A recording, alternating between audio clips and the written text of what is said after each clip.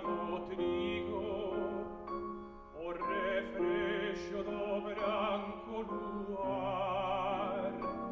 Unha nena choraba sen trégolas os destens dun ingrato galán. E a coitada entre queixas decía: xa no mundo non teña ninguén, ou morrer e non ven os meus ollos, os olliños do meu doce ben. Os seus secos de malenconía camiñaba nas alas do vento, e o lamento repetía: vou morrer e non ven o meu ben.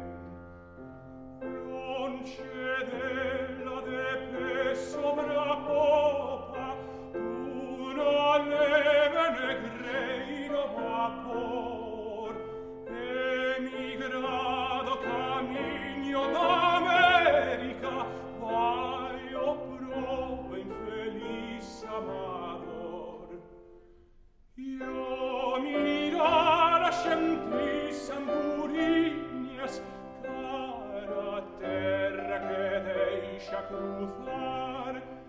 Quen pudera dar volta, pensaba, quen pudera convosco voar. Quen pudera dar volta, pensaba, quen pudera convosco voar. Mais xa sabes o que fuxían, sin oír seus amargos lamentos, só los ventos repetían: quen pudera convosco voar.